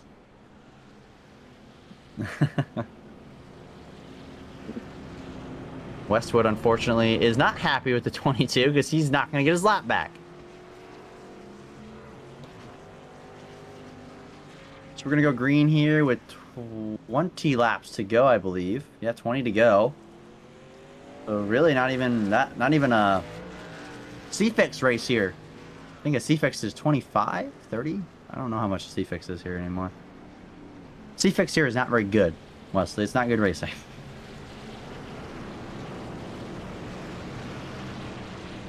But this is going to jumble up this order big time. Watch for guys who are maybe like 5th or 6th place trucks. They could really move forward here. Lilith Peters, she was fast early. Got into that wall with that first yellow. Prepared the race truck. Had to save a set. Did she get back up there? DuPont? I mean, what a great night from Joseph DuPont in that 87. He's been up in the top 7 range really all night tonight. He starts 9th on the restart in the bottom lane. Probably the preferred lane. But there's more slow trucks on the bottom. To find it all out, the 55, I think we'll start at the back. Let's go, my man, Blair Holloman. Everyone in the chat should tell me who they think's going to win the race. And Wesley, who do you think's got it here? We're in 20 to go. Who's your man right now? I called him before the race started. I think Blair Holloman, he's got the best truck. He was able to run down Snyder and Johnston. Even when they weren't fighting as much, he was able to gain on them, especially the longer the runner went on. I think that 32 truck probably is the best one all night. I think in the short run, the 29 has the best truck. The 66 seems just to be good all around, but you're right, that 32 is so good. As I'm trying to clear my throat before we get to the restart zone. The allergies have infected me over here, Wesley, in Indiana. You've infected me somehow. You want to know how bad pollen was? I walked out my door this morning. My car was yellow. My car is supposed to be gray, Gage.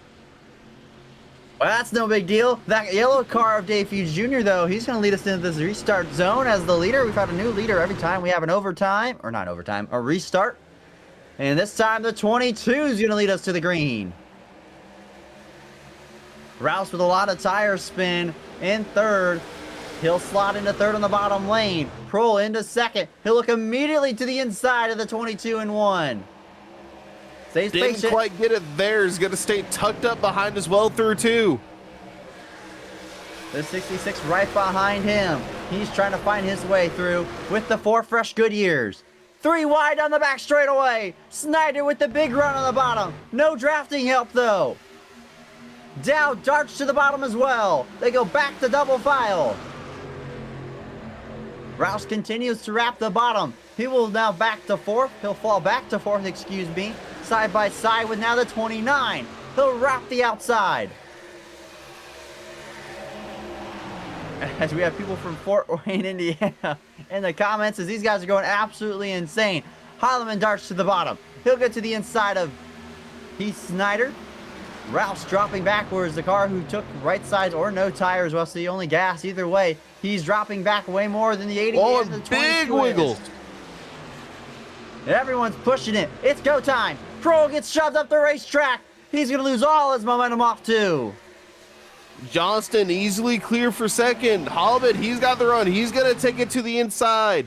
Hoping to be fully alongside by the time they get into 3. Here comes Johnston for the lead on the inside of Dave Fuge Jr.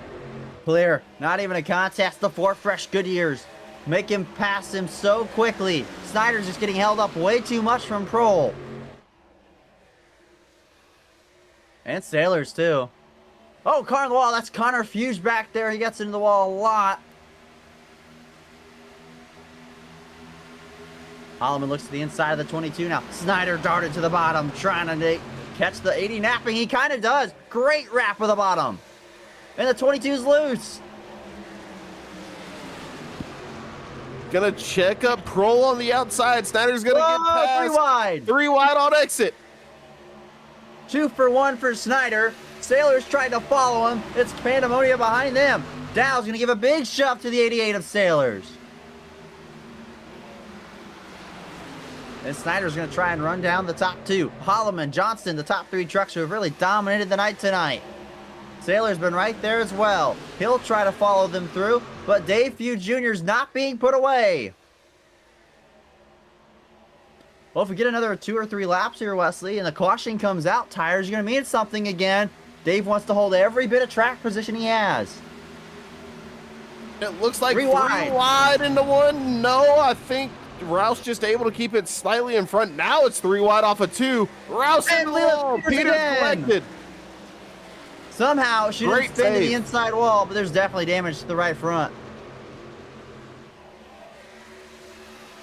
Peters again with bad luck in 1. Not her favorite corner tonight. The 07 of DuPont. He'll try to follow the 2 of Dow. Trying to get by Prohl. Prohl's now lost that track position he had at the start of the restart. Dave Fuge Jr. still stayed out. He's still inside the top 5. So far, good job from the 22 camp. Good pit call. That's what we're saying. We're over here dissing Connor. I mean, it's our dad. He's going to do it. Well, you know, Connor's a teammate of mine for our Thursday league. So, he's not wrong. But it's okay. We love Connor. We do love him. As we're seeing Colton Gardner to the inside of Joseph DuPont. Gardner trying to complete that pass. Down to the inside of Fuge. I think Dave just might go right back to where he was at the start of this whole thing and be back at 6th. If it goes green, this will not work out for the 22, but if he gets another yellow like right here in the near future, which they might get, as Snyder's actually ran down Blair Holliman, guys. Yeah, he is. They're both within half a second of the leader of Johnston as well. We talked about it. Snyder, he had probably the best short run car, but it did give up a little bit as we went further on in the runs. Gardner trying to look to the inside of DuPont, who's had such a strong night tonight. Connor has gotten better, and it's hard here in iRacing, man. Like, it's humbling. Like, you think you're gonna come here and like do super good. You know, like, I was a NASCAR Heat 5 veteran, and it's hard. You get humbled really fast. This game is it's a life check, Wesley. It is, and Gardner, he's finally made that move. He's around the 87 of DuPont. Yeah, DuPont now. He finishes the race now. Well. Well, if you watch the Thursday night league that he does with me, there's a lot of bad luck in that next gen car for him. He does not like that thing. Which it's a love-hate relationship for the next gen, I think, for a lot of people. Connor's still running 16th. He's not having a bad night. And with these guys, how they're racing up here, he might get a restart where he can play some strategy, right? Take some tires or don't take some tires and net himself a really good finish. Not over by a long shot. As Snyder, remember you said, Wesley, like 2 laps ago, he was within 5/10. Well, he's back to a second gap behind Johnston.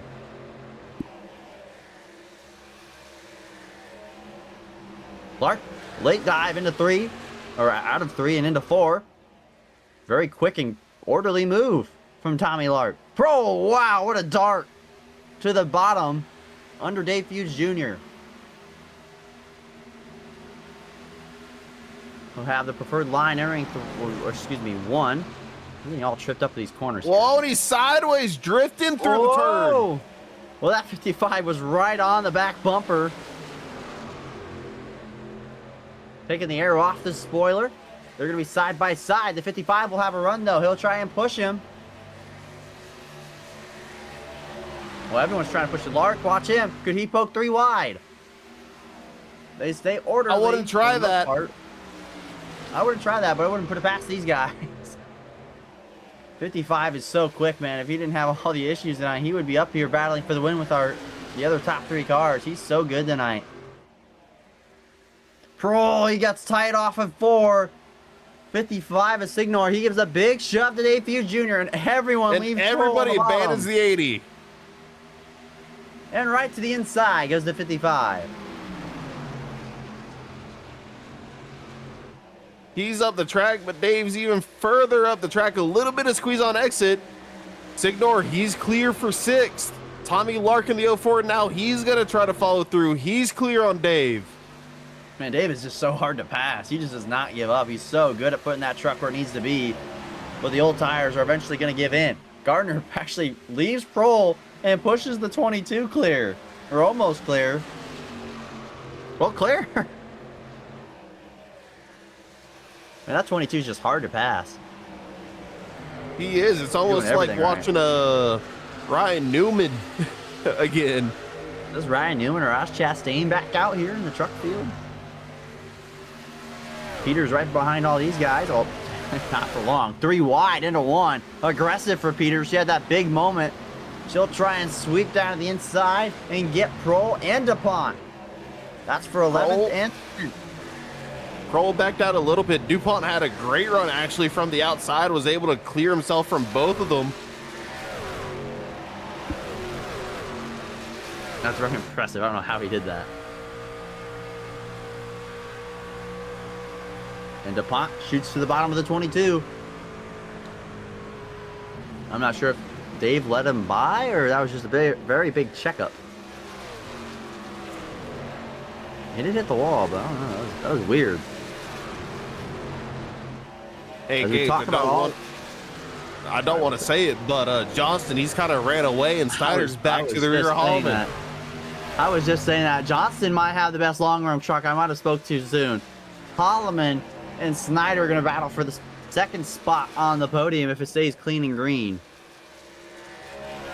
I just don't see them catching him and passing him now with 10 to go. Unless that truck really shuts off. If they're going to do it, they're going to need to work together. Don't race. Oh, yeah. Don't race even a little bit. Blair Holloman to the inside.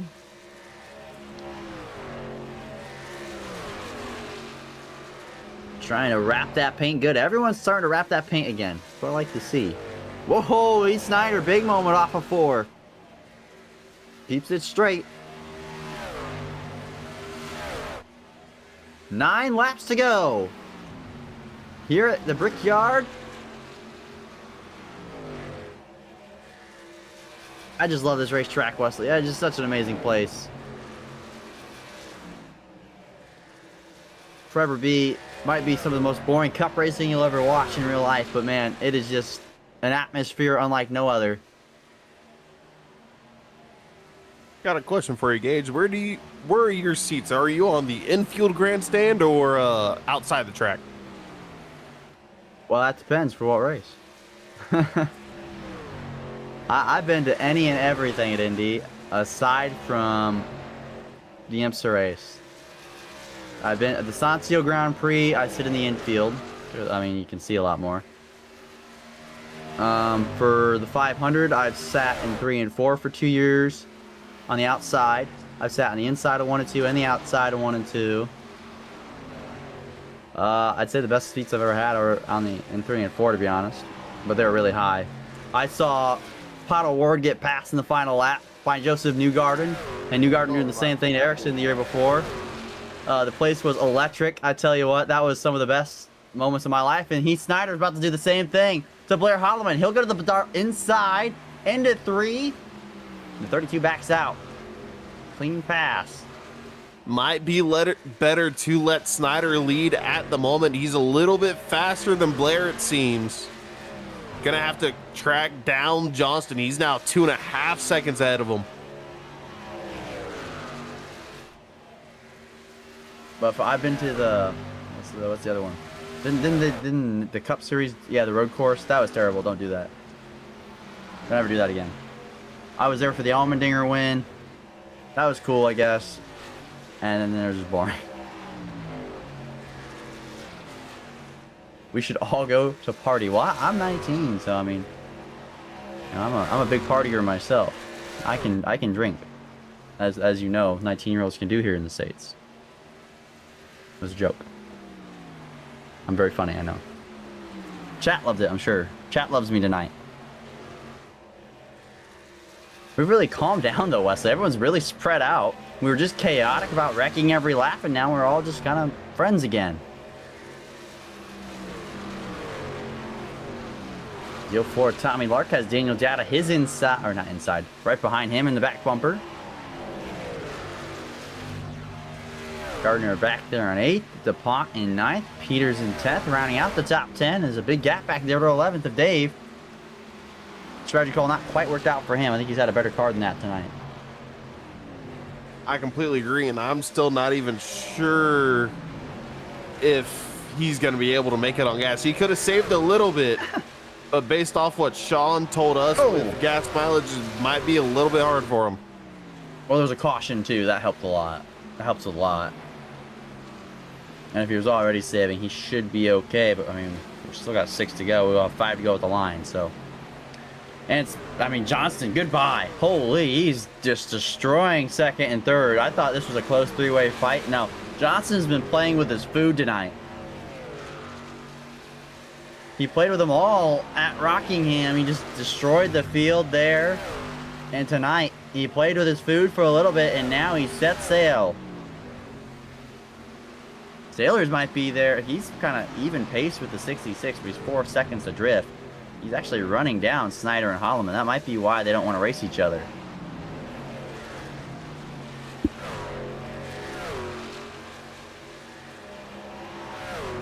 Oh, Tommy Lark is sideways. Every corner. It's towards the end of the race. Keep that truck underneath you. And Tommy Lark looking for a stroke of good luck. Some kind of bad luck recently. The 04's had a lot of speed. Been involved in some messes that really aren't any of his doing for the most part. And Tommy Lark trying to get a solid 6th place finish unless he can run down Sean Signor in the 55. Just ahead of him. Final car in the top 5. Doing a lot better wrapping the paint a bit in the 55. Whoa, Gardner in the fence a good amount. Keeps it straight.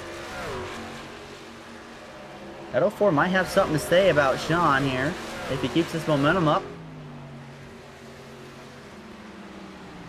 Have to see though, only 4 laps to go, 3 when we come back to the stripes.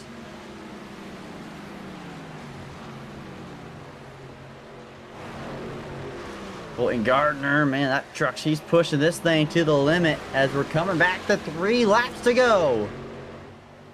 Luck is trash from Jacob. I'm sorry, buddy. Yeah, I mean, I'm sorry, Jacob. You do have a lot of terrible luck.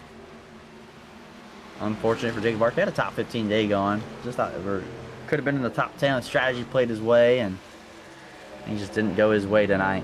Holloman and Snyder are glued to each other as Johnston's gone. Oh, Holloman's gonna be really tight off too here. Whoa, and sideways as well. He was pushing right there. Trying to stay with this 29.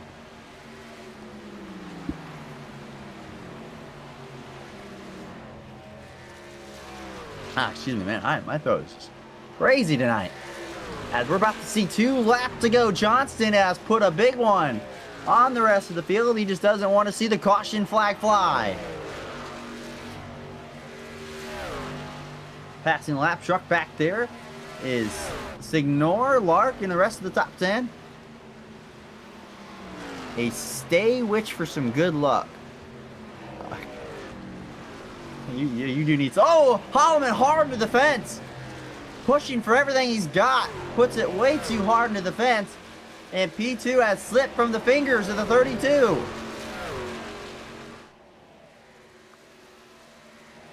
Trying for everything was Blair Holloman right there to get on another higher spot on the podium. And Dave Fuge Jr. did not have enough fuel, Wesley. He did have to pit. That's unfortunate for the 22.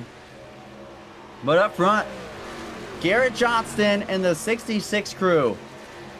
Not a foot wrong tonight. He will see the white flag at Indy. 1 lap to go at the Brickyard. Garrett Johnston's been putting on one heck of a show in recent weeks in SSRL and Appalachian Chillbilly Truck Series. He has won at Rockingham, probably could have won at Darlington. He's just been a front runner the last few weeks. And so many greats have won here at Indy. Andretti's. Kyle Busch dominated here in the 2010s. Tony Stewart, Dale Earnhardt. There's so many drivers. And Garrett Johnston's going to add his name to the list tonight in SSRL. He'll make his way through 3 for the final time. Do not pull a James Hinchcliffe off of 4.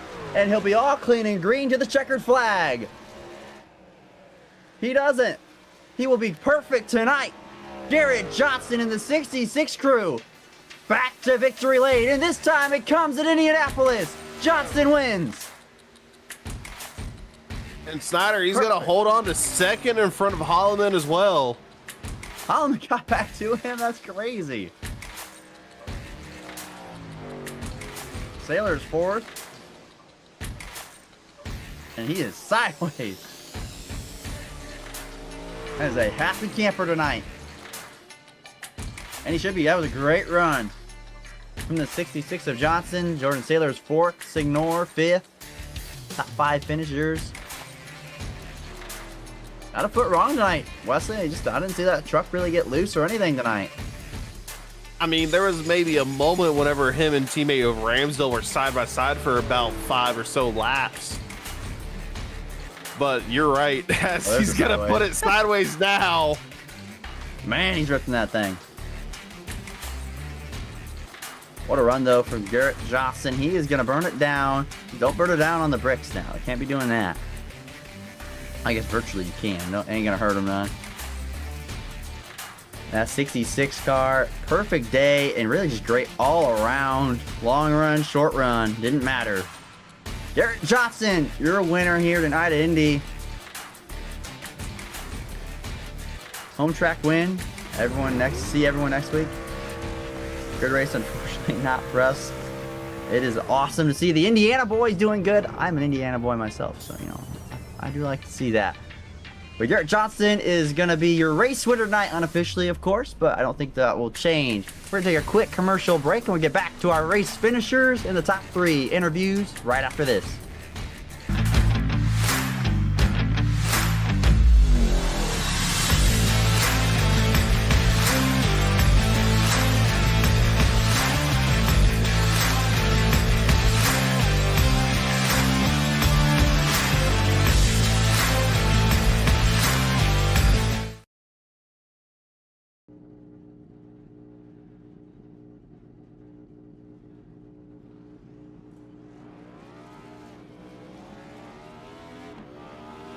Here at TWRS, we're always here to help our squad when they need a little push in the right direction. That's just who we are. We're a beautifully diverse group of goofballs dedicated to driving fake race cars as fast as possible. And we continue to push each other to the front using the power of nonsense. We have one of the strongest NASCAR programs on the service, and you can access it all for $24.99 a month. And we just released individual subscriptions for $14.99 a month for each NASCAR vehicle. We also just added a Rallycross program, and our IndyCar program is taking off as well. So come join the weird side. We have speed and cookies. Cookies are not included in some locations.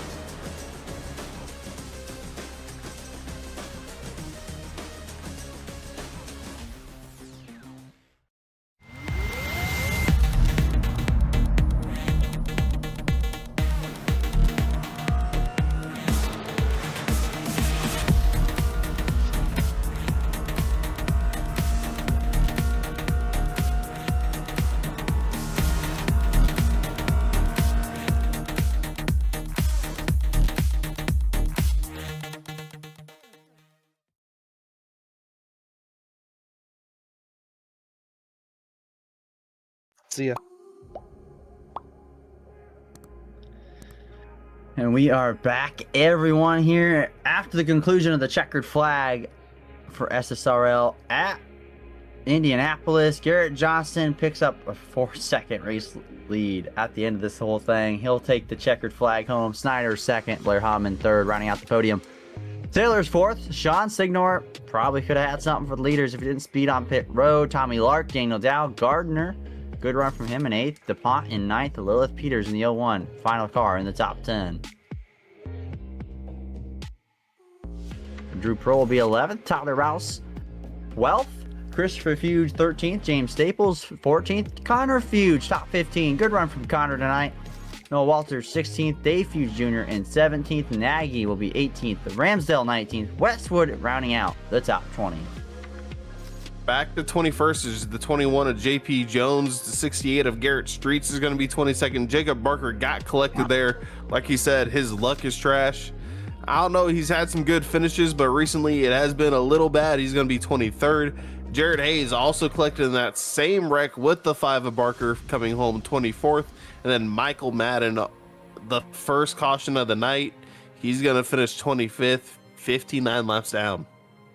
Yeah, I think if we had last car honors here, Michael has a lot of them, unfortunately for him. He's had a lot of bad luck early in races so far this year. But yeah, tough night from Jacob Barker. He's had bad luck really all year. He does have a curse on him somewhere with the black cat. Nonetheless, though, Wesley, let's go ahead and get our 3rd place finisher in here tonight, Blair Holloman. Blair, my man, you got a copy?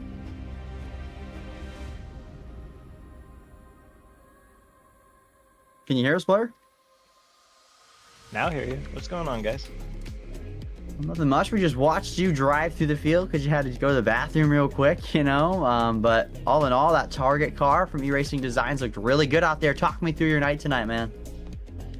Yeah, this truck actually drove really good in the opening stint. We had that caution at lap 12. It was like kind of pumped. I went to the restroom in the warm-ups, but obviously it still had to go. But anyways, I pitted there and went to the back of the pack, and I was like, well, I know the truck's good. I wonder how I can mix up through the pack. And through the next 20 laps, I drove from 23rd to 8th, and was like, oh, this truck is something. I'm like, okay, maybe we got something for this. But the truck rotated the corners pretty well. You kind of had to be patient in the turn 1. So although you'd think turn 1 and turn 3 are almost sister corners, they're quite a bit different. I know turn 2 everyone notices the tunnel turn, so it's a little bit bumpy, but turn 3 actually is a lot smoother through the corner than turn 1's entrance. But it was just getting the truck to be good, and for me, try to get the truck to at least be even off coming off turn 2 and let it roll through turn 3, carry speed through that short chute. And turn 4 was where I was making up ground on most people, so I was just trying to repeat that lap after lap. And then as the tires are burning off because this track was hot, it was a little bit harder to do that. That last run there, kind of tagged the wall at the exit of turn 1. I was like, like, how far am I from like 4th and 5th place? Like, I got some seconds, so I told Heath to go around, and it's not really worth it. It's 1 point. Okay, it's a tournament loss. I'm looking for the season. I'm not looking at the tournament. I'm looking at the bigger picture.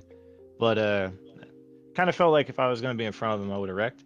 But it was weird. I go behind him, and the truck rotates the corners better. So I don't quite understand this truck half the time. You'd think clean air, it runs well, but behind somebody, it actually still runs better. I don't understand that. That's something I'm going to have to try to figure out here, because Pocono's much like this place. So I wonder if the truck is going to drive like it did today. Yeah, every time I race here and every time I watch races here, that tends to be a sentiment with the truck handling better for some reason, and not dirtier, but like a little bit dirtier. You know, I don't know why it does that. It's an odd phenomenon. I think it's mainly a game phenomenon. I'm not gonna lie. I don't think that's very realistic, but maybe it is.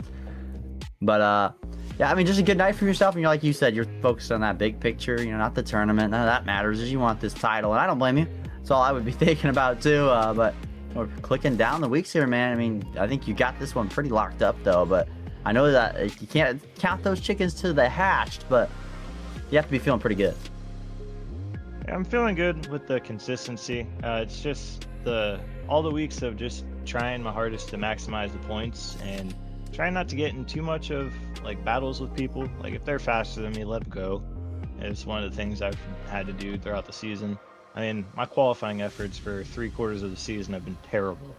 So like the last 5 or 6 races I've been qualifying decent, except Talladega.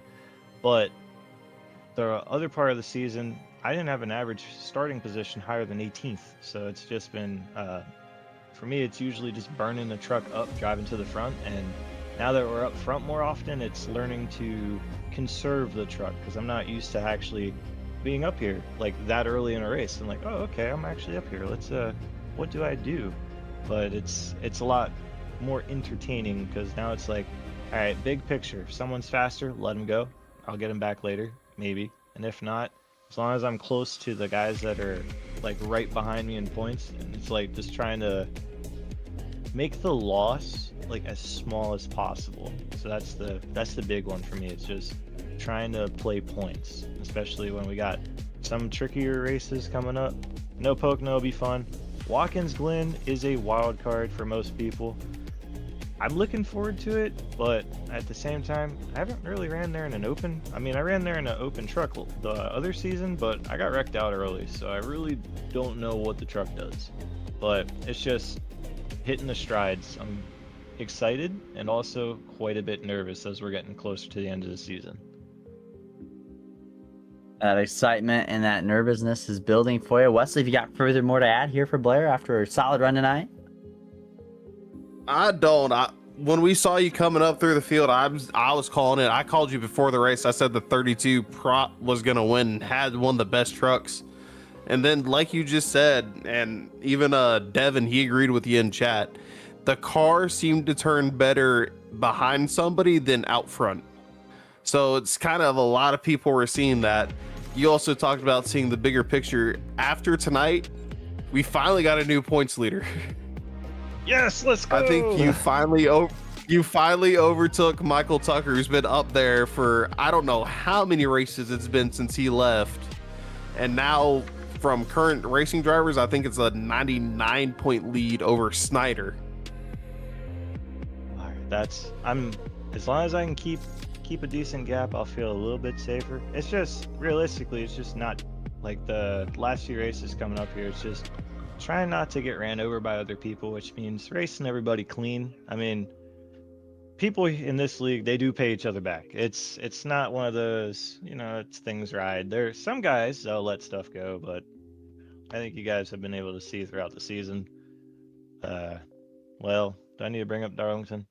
But anyways, no. No. It's just race other people with respect, and hopefully they'll bring it back toward you. Because I don't mind giving up a race win, knowing that if it leads to me still getting a good amount of points and somebody not running me down. Because I'll give up a spot not to get put in the wall. I mean, when I lost at Darlington, I would have gladly have given up first place willingly without getting put through the fence coming off of turn 2.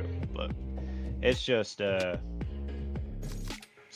gonna be really weird these next few races. I'm having to think a lot differently, and I'm not used to that.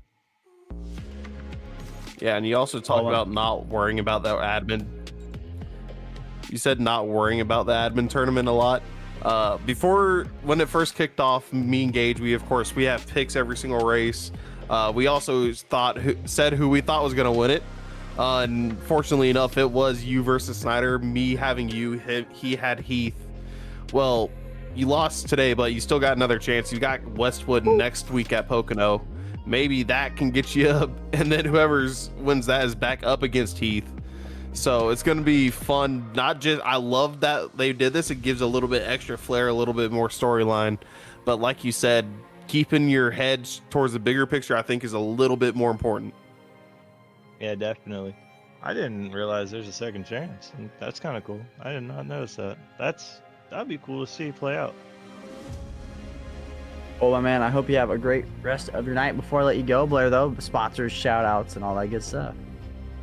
Yeah, we run the target paint scheme. Looks like a mix between one of Larson's many target signs on the side, and then the original lightning from the Indy cars. On the hood, we got E-Racing Designs. I know Rob's always entertained, and once I let him know how this evening went, he's going to be ecstatic. On the deck lid and on the sides of the truck, we got Holloman Napa Auto Parts, my cousin Tad's family business. ACR Auto Core Recycling, it's my buddy Brian LaFeur's business.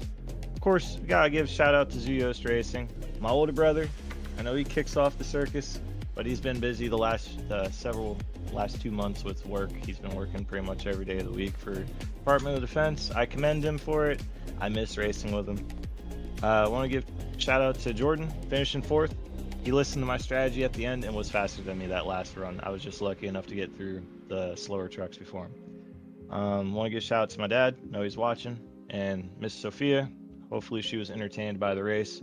I know there were some good battles throughout the field. I can't wait to go back and watch it. Because driving through the field, I was watching good battles. So it's like I can't wait to just see the overview of it. Of course, thanks to the Fuges for the league. And of course, you guys for the production. Let's look forward to next week and see what happens next. Without a doubt, my man. I hope to see you up here next week. And I think it was pretty good racing tonight. I'm not going to lie. Not very many wrecks and a lot of hard racing. We'll see you up here, though. Probably next week, though, bud. You have a great rest of your week. Thank you, guys. I'll catch you. Thank you. Catch you later. That is P3, everyone. Blair Holloman is Wesley. If you want to take over for Heath Snyder here. Yeah, coming in second, Heath Snyder. Heath, this is Wesley engaged up in the booth. You got a copy? Yes, I do. Well, man, it was a great race. You showed us excellent fighting and battling up front when it was you, Johnston, and Ramsdale, and then a great battle at the end there with Holloman to hold on to second place and advancing in that round of the admin tournament box. Run me through your race a little bit, through what you thought before coming in, how the truck felt. I say throughout the race, I feel like the handling of the trucks got better as some rubber got laid down, but 1 and 2 was definitely the struggle spot. Definitely 2 for sure. Like getting the entry, I was just so tight there, and that really was starting to hurt me long run. But that last run, I was able to kind of figure it out and balanced out my laps there. But 3 and 4, definitely 4 was my strong spot, and I was able to get some pretty good runs going down the front stretch. Yeah, we talked about it before a race. We kind of have our keys to every single race. And one of the main ones we kind of homed in on was your exit is more important than entry. And if you're making a pass, you want to make it about halfway down and not as you're going in. You don't want to absolutely dive it in side of somebody when they don't expect it. Because Indianapolis, it looks a little wide, but it's actually a lot more narrow. And even though the corners are almost identical to one another, they're still very tricky, and you wanted to wrap that bottom, so you said it was a little tricky at first, but eventually got it dialed in. Yeah, and like you said, this is pretty thin racetrack, even though it looks wide. Like it's really just a 2-lane down at their bottom, and the bottom obviously has the advantage. But with this new aero model, if that truck on the outside pinches you at all, both of your trucks just go right. So yeah, trying to get that pass finished before you can go into the turn is key. Well, key or not, you came home second, and Gage, are you back? He is not yet. Okay, so key or not, you came home second. It was a great run. I think we talked about you at the beginning of the year or season rather. How fast you were every single race in, race out. You were always a top 10 truck, top 5 on speed, but didn't have the luck. And then about middle of the season, the luck's kind of changed around. You're having more consistent finishes up towards the top, fighting for wins all the way up until the last lap. So have you seen that change? How great has it felt seeing it throughout the season? I don't take it for granted, that's for sure.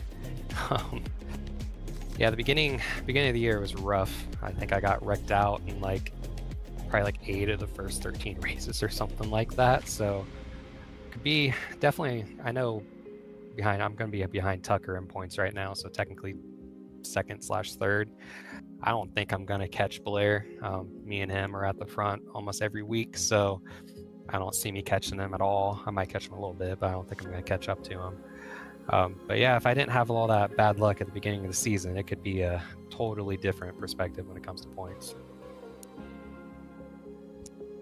And yeah, I was looking at that as well with points wise. You're not ahead of Tucker yet. You're sitting about 99 points behind Holloman as it sits after today, which still we have 6 races. Pocono, very similar, as Blair said, to Indianapolis. Do you feel that's the same way?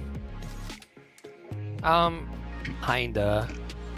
There's definitely some similarities in the turns.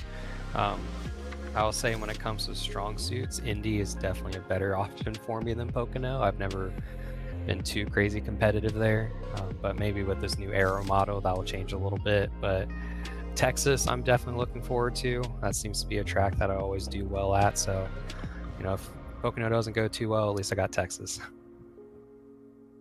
Pocono doesn't go too well, at least you got Texas. That's always good to hear. And then also the wild card of the road course of Watkins Glen. If I can stay on the track, I'll be all right. But that's the battle sometimes. It's the battle sometimes. Engage. You got anything else for Heath? No, I'm sorry I was going there, man. I had to go to the bathroom bad. Or kind of like Blair Holloman mid-race, but but yeah, you were my in-season bracket winner. I picked you, Heath. So good job. This is why the season has turned around. You were like my pick every week. You were my pick tonight, and you came up a little short. But I'm happy to see you up here, man. I'm happy to see your luck turn around. Like I heard you guys were talking. I had the headset on as I was meandering throughout my house. But yeah, I mean, I'm happy to see the luck turn around, and I'm glad to see you running good and getting the finishes you deserve, my man, because you deserve it. Oh, I appreciate that. And yeah, I kind of feel like at the beginning of the bracket when you picked me is possibly when things started to turn around. So it might have been my good luck charm in a way, and hopefully we can finish it off. See, Wesley. Everyone in chat likes me tonight, and even Heath Snyder, our runner-up. Yeah, it's kind of been a running joke up here all night, but we'd love to let you go, Heath. Before we do, though, any shout-outs for your sponsors, friends, family? Yeah, well, first off, always got to thank you guys. I appreciate what you do in broadcasting this league. Definitely going to go back and watch the race and see all the highlights of stuff I didn't get to see behind me. But, I got to thank the guys back at Certified Harpoon. We always have fast stuff and stuff available for, pretty much anything that we want to race. So it helps out quite a bit. And, always thanks to Dave and the rest of the guys on the admin team for the Spartan League. It's my favorite league that I've ever ran, and I'm going to continue to run it probably until they kick me out. Well, now why would we kick you out? You never know. Well, man, it's great to hear from you. Maybe see you up here, even though you say Pocono's not quite your strong suit. Hopefully we see you back up here again next week. But have a great rest of your night. Yeah, thank you guys. You enjoy your night as well. Thank you, man. Thank you. Second place, Heath Snyder there. But couldn't quite run down this man right here, Garrett Johnson. It's Wesley Engage up in the booth. You got a copy? Yep, I do. Well, kind of like a mirror clone of Rockingham. You got out front and you ran away with it. Tell me throughout that night, I know there was a good moment where you were fighting side by side with your teammate at Dakota and just leaning on each other throughout several of the corners. Yeah, I mean, these, trucks at such a huge track, they're just so momentum based, and it's just so hard to pull away. And, it's hard to make a pass, especially once tires get a little worn out. I knew I was pretty fast, so didn't want to just give the spot up. Obviously, got to race respectful and whatnot, but I knew I had it for him. If I could just get the run, I was trying to. It was kind of pretty tough, especially for the first probably 30-40 laps to get a good run. I wasn't really fond of where the truck was. I think I went a little too loose on the setup, just afraid of being tight. I think that's what ultimately ended up working out in the end, was being kind of loose up in front of the race. And once the track kind of rubbered in, it really came to me, and I was able to kind of push through the corner and even it out instead of just being loose. Well, whatever made the magic work, it definitely did. We talked with Blair, and Devin even talked about it, saying that y'all experienced as well. It felt the truck was maybe better when there was somebody in front of you at moments instead of in clean air. Yeah, I don't know. It was pretty weird. It was kind of dependent on how the air hit the nose, I guess. Sometimes we'd be in a line and it'd be exactly like you said. It'd be way better than running solo, and then all of a sudden it'd get kind of like the next gen car, and it's just like, oh, okay, now you're going to the wall for no reason. You can't avoid it. So I think it really just depends, and there's no rhyme or reason to it, but it's tricky, and it kind of makes it fun, in my opinion. Well, made it fun, and I think absolutely running away with it, and not much fun up there towards you. You were maybe having a good smile and enjoying what you saw sitting behind you whenever there was Snyder and Holloman on top of each other. Yeah, I mean, it arguably becomes less fun when you're that far ahead, because you're at that point you're just waiting on a caution. I mean, you know how it always tends to happen, just like real NASCAR. There's the second you start to pull away and get overconfident, last second caution comes out. Someone decides to pull Cody Ware, but it didn't happen. Didn't happen tonight, and I'm grateful for that. And I really wasn't content until I saw the white flag, and then I'm like, okay, I can back off. Back off just a little bit. But Gage, you got something for Garrett here? Not much. You hit most of the nails on the head there, but I mean, Garrett, you might be getting picked a bit more on my race picks for the race. You keep winning, you're going to be getting picked more for my pre-race picks, because I have to beat Wesley, because he's skewing the numbers on his little sheet, but I still have to check I'm those. not skewing the numbers. He's skewing the numbers, the chat. He's skewing them. I still haven't come back and fact checked them, but Garrett, you're going to probably get picked about more, because you keep winning, my man. But it's good to see you up here, and it's good to see you kind of kicking everyone's butt lately. I'm not going to lie. Yeah, thank you guys. Yeah, I know I came in halfway through the season, and didn't really get a chance to run the full schedule, but hopefully we can pick up next season, and then you can start picking me from the start. Make me proud. Well, yeah, you gotta make all my picks gotta make me proud. I won that pick tonight though, because Snyder finished second, so I beat you there, Wesley. But Garrett, I hope you have a great. Before I let you go, and before we let you go though, sponsors and shout outs and all that stuff.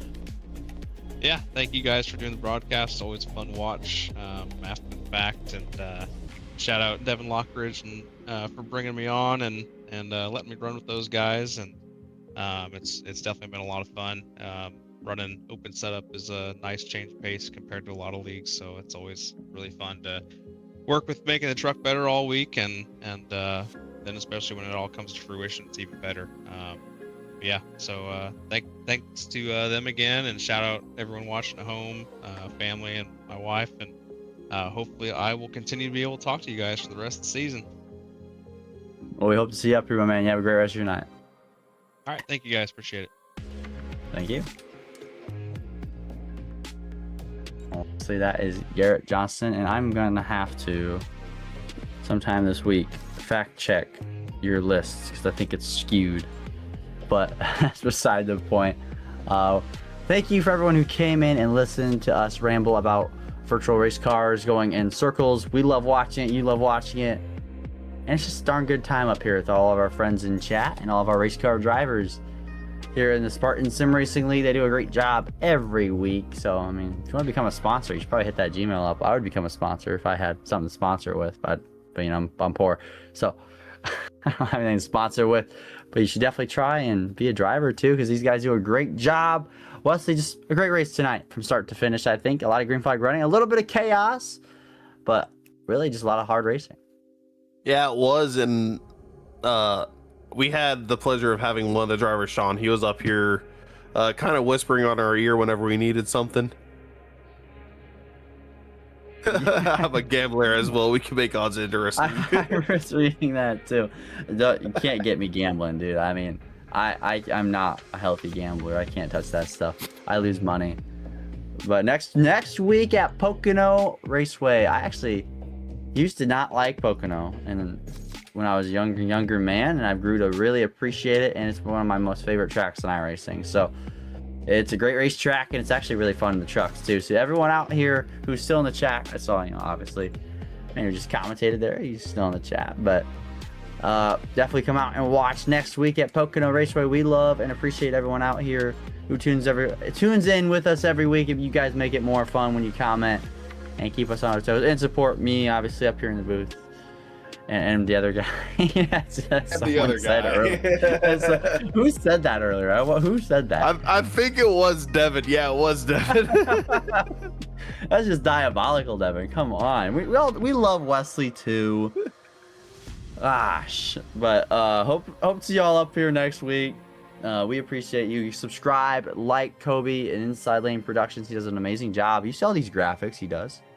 He's kicking ass. So you gotta subscribe and support him every time he streams. And I hope to catch you all next week. God bless.